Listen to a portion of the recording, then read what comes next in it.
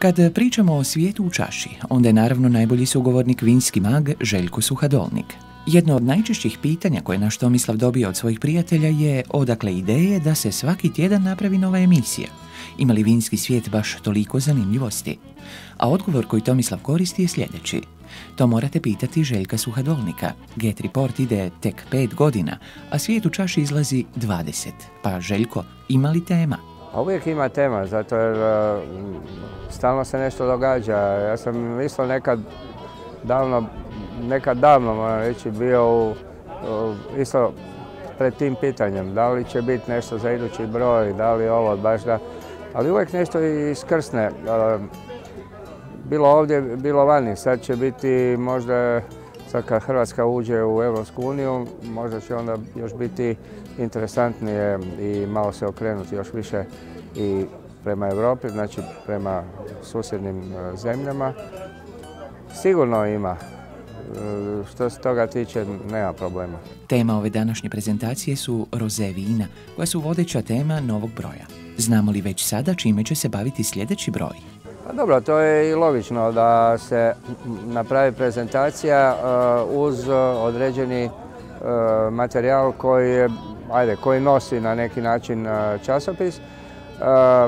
O sljedeći broj smo razmišljali o tome da, s obzirom da Hrvatska ulazi u Europsku uniju, pa se to negdje tako poklapa, da bude malo u tom znaku, pa će i onda i promocija biti na taj način. Sad ne bi još odmah o detaljima, jer to treba još sve izdogovarati i vidjeti. Da, svi pričamo o ulasku u Europu. Neki očekuju da će biti bolje, neki pak tvrde da će biti lošije. Priča se da će rasti cijene, ali i da ćemo imati puno više turista. Svi imaju određena pitanja i određena očekivanja i sve se svodi na to kako će nam biti kad uđemo u Europsku uniju. Možda bi trebalo pitati kako će biti Europskoj uniji kada mi uđemo u tu zajednicu, a Željka Suhadolnika pitali smo hoće li nama, vinskim promotorima, nakladnicima i producentima, biti bolje nakon 1.7.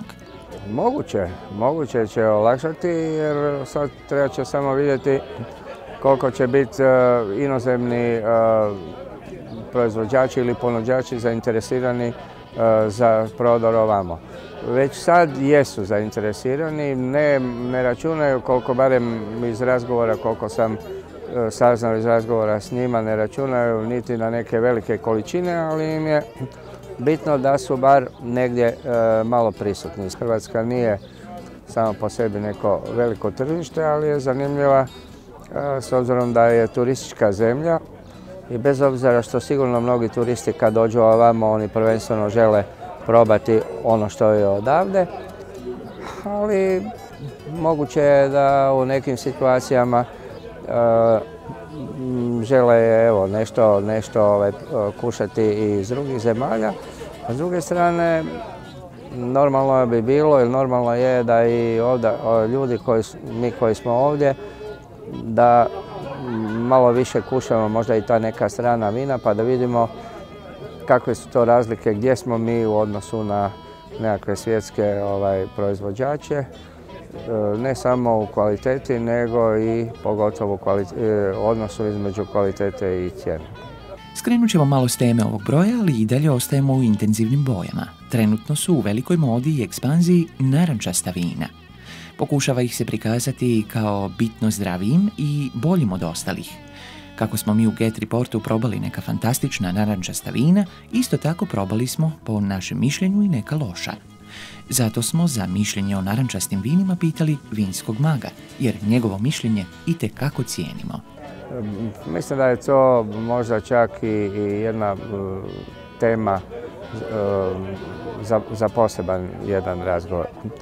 Mnogi se, ono što bi se reklo malo u žargonu, furaju na ta oranžna vina, na macerirana vina, ali ih ne rade dobro. To je veliki problem uopće te priče. Ja jesam pristalica takvog tipa vina, meni se takva vina dopadaju, ali imao sam, hvala Bogu, kušati jako puno vina, takvih vina i od raznih proizvođača. Uvjerio sam se da jako puno vina ne odgovara osnovnim nekakvim parametrima kakvoće u smislu čistoće. I ako vino ima određene čak i mane, bez obzira što neko kaže da je proizvedeno prirodno, mislim da njemu nije mjesto na stolu. Naš Tomislav nije mogao odoljeti sljedećem pitanju. Cijela ekipa Svijeta u čaši polako, ali sigurno kroči ka penziji. Kada će doći netko mlađi da nastavi njihov posao? Kad će neko mlađi doći? Nije problem u tome da nije možda i prije mogao doći. Problem je veći bio u tome što je teško ili možda i nemoguće ljude platiti ako nešto rade. I moj je stav da ako ne možeš platiti nekoga da ti nešto napiše ili slika, onda je bolje niti ga ne pitati. Mi imamo na neki način, evo moram reći, i sreću i zadovoljstvo što određeni kolege osjećaju, odnosno pokazuju volju da nam daju određene svoje priloge i jedva, kako da kažem, jedva sastavljamo kraj s krajem. Naši vinari, ma ne samo i vinari, nego i drugi razni proizvođači tih i delikatesa i toga kojima je mjesto u časopisu, još nisu došli do toga, osim nekoliko, velim, to sam govorio i u jednom prijašnjem intervjuu časnih iznimaka, nisu došli na to da bi bilo dobro kad bi malo to podržali, jer to ide svima njima u prilog. Zemlja koja želi ili koja se želi hvaliti sa visokom enogastronomijom, sa odličnim vinima, sa svime time, mislim da nije dobro ako nema i specijalizirano glasilo koje će o tome pisati. Ovdje smo, nažalost, evo, nas je nekoliko, koliko znam, svi imamo probleme. Neki posustaju brže, mi smo za sad još tu, vidjet ćemo kako će ići dalje. S naše točke gledišta ima ova recesija i dobrih strana. Eto, izlazak svakog novog broja Svijeta u čaši u ova teška vremena stvarno je uspjeh. Pa kad je tako, onda valja napraviti i neku promociju. I eto nam prilike za odlična druženja uz dobru papicu i odlična vina. Pa gotovo da je tako, to me podsjeća kao kad mi neko kaže ja svako jutro kad se probudim, onda zahvalim Bogu što sam se probudio, što sam još živ. Možda je to negdje na tragu toga. Još nedavno razgovarali smo sa Sanjom Muzaferijom na Pink Dayu, festivalu ružičastih vina koji je organizirala udruga Wow, žene u vinu. Pa možemo li najaviti sljedeći Pink Day? Pa rano ga najavljujemo, sad je tek, još nije ni svibanj, ali ja ga najavljujem. Evo, sljedeće godine, 8.3., 8. ožujka, 8. mart, rekao je Željko Suhadolnik da se to može zvati 8. mart, pa evo ja, kako kaže Željko. Ovdje smo ipak danas na promociji Svijeta u čaši. Najavljujem, evo, 8. mart, subota, veselimo se i bit će jako, jako lijepo, ja sam sigurna, bit će puno vinara, bit će puno novih zanimljivih radionica, sve će biti opet ružičast, opet ćemo malo staviti ružičaste naočale. Pa možemo li reći da smo na neki način pokrenuli trend ružičastih vina u Hrvata i vi i mi? I da stvarno bi bilo vrijeme da prestanemo s debatom čija je bila prva ideja. Još će nas netko krivo shvatiti.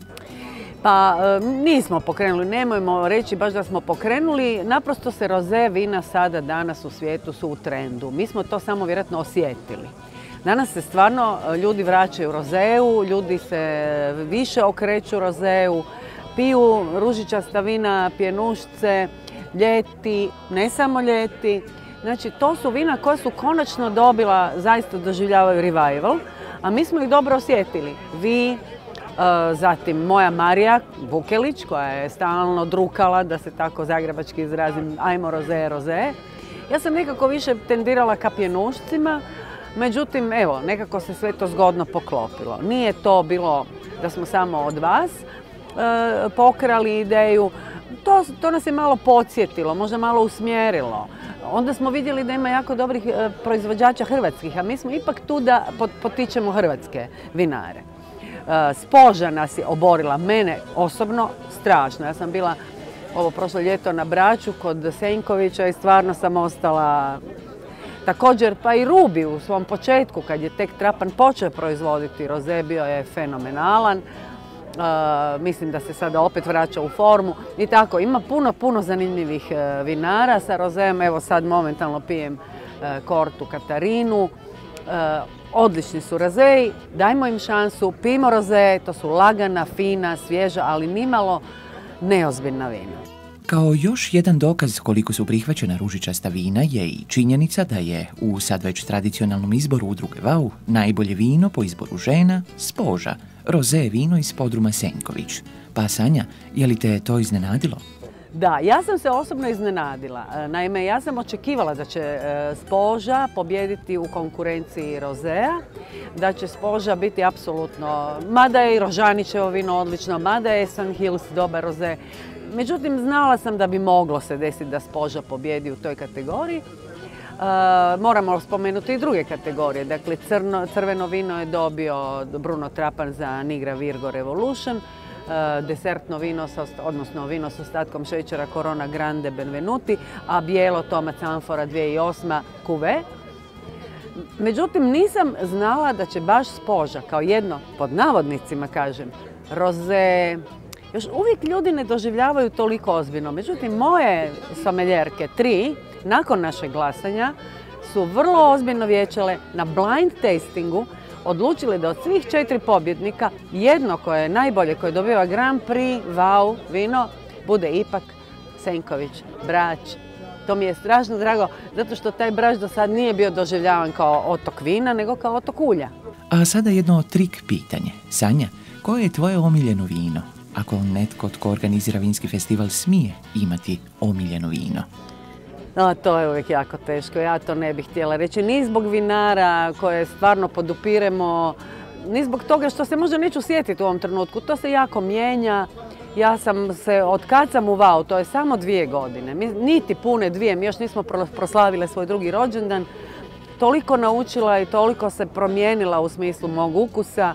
Ja vjerujem da je isto i sa mojim curama. Iz Pink Day-a, moram naglasiti, nas ima 11 u Pink Day-u, dakle Pink Day nisam ja. VAU sam možda najviše ja, jer sam ga ja osnovala i ja ga na neki način nosim, brendiram i tako. Međutim, Pink smo ipak nas 11. Koliko će nas biti iduće godine ne znam, ali ove godine nas je bilo toliko i sve smo dale svoj obol.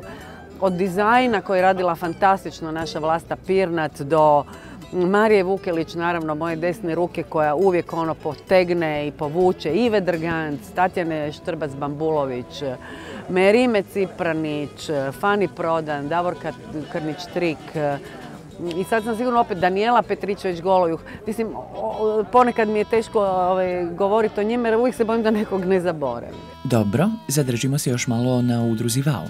To je udruga koja okuplja žene koje vole vino, uživaju u vinima, posjećuju vinska druženja i festivale, ali koliko u udruzi ima vinarki koje proizvode vina?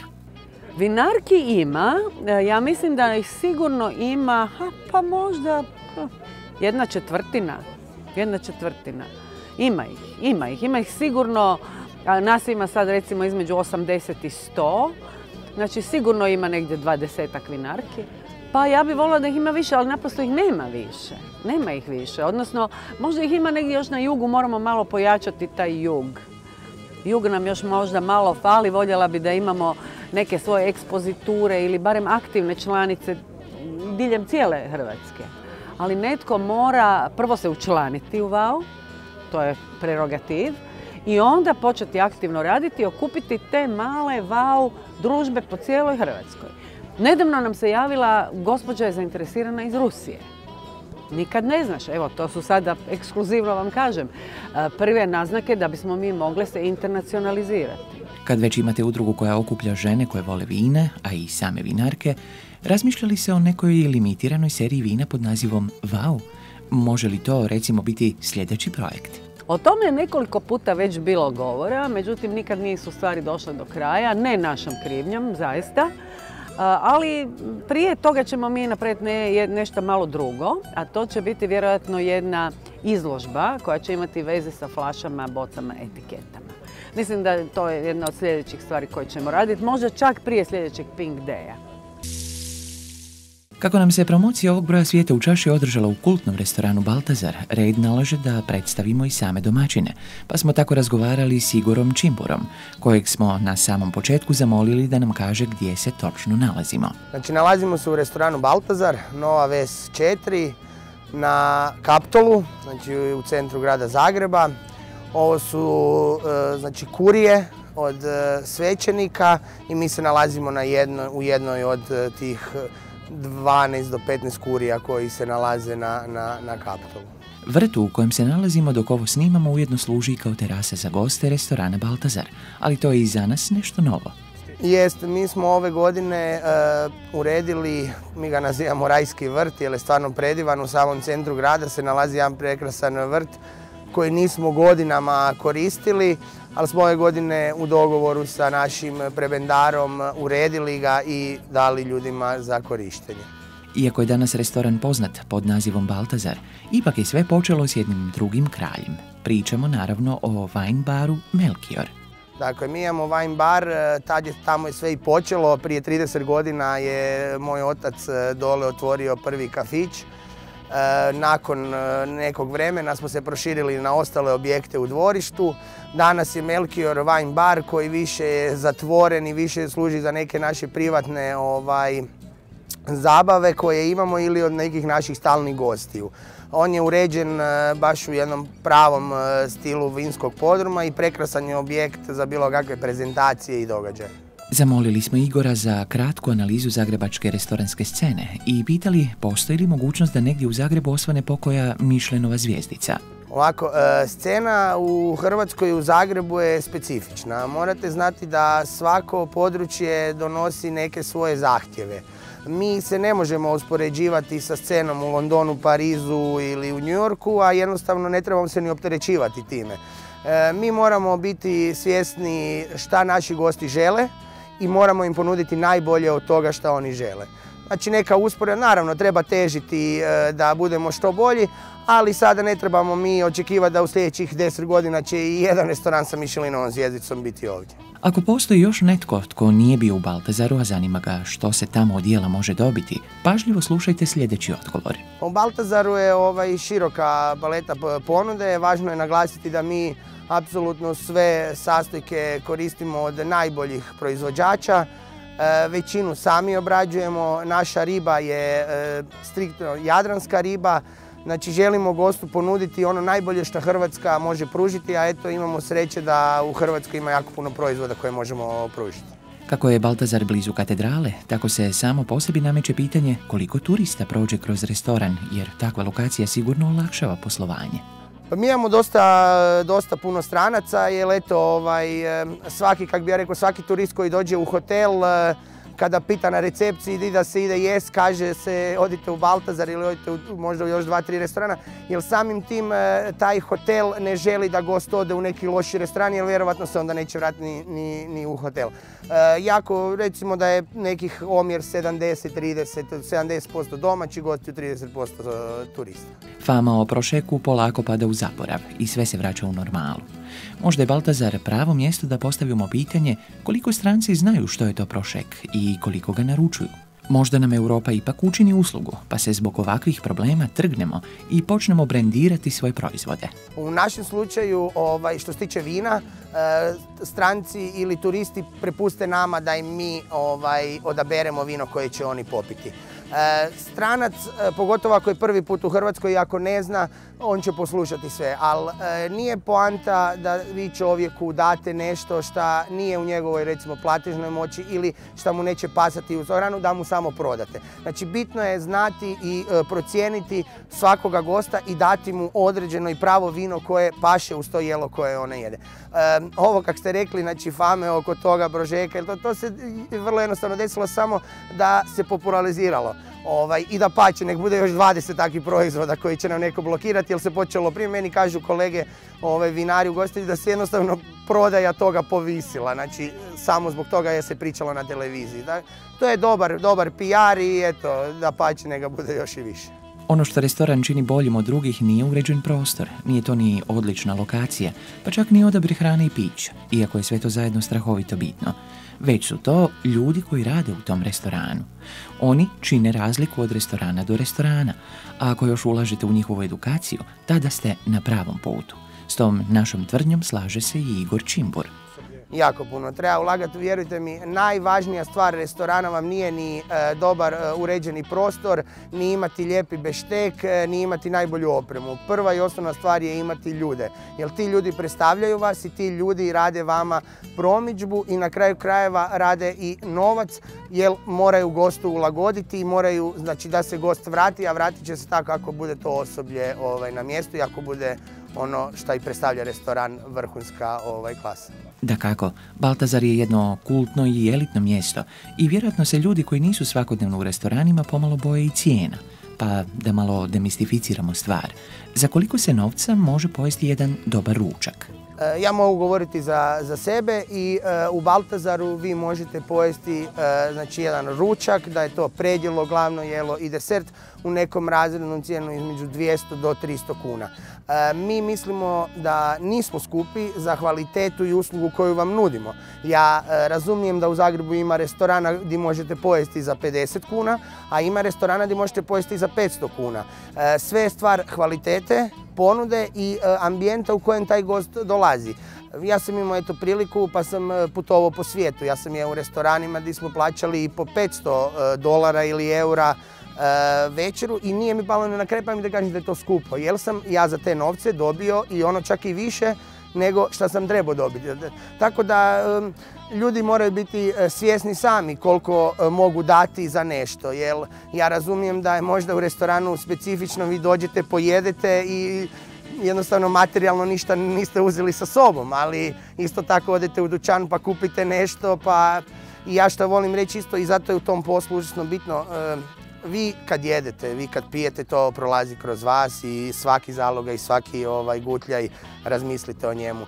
Zato je ovaj posao specifičan i težak i zato morate biti najbolji da bi opstali. Vratimo se još malo edukaciji. Kad ste stvorili ekipu koja odlično radi u vašem restoranu i koja polako sama sebe educira, tada imate sljedeći korak. Svi veliki restorani polako i nenametljivo educiraju svoje stalne goste, jer to je zatvoren krug. Što gost više zna, vama će biti lakše ispuniti njegova očekivanja. Jasno, to je zatvoreni krug i što vi imate gosta koji više i bolje razumije gastronomiju, to će vam biti lakše raditi s njim.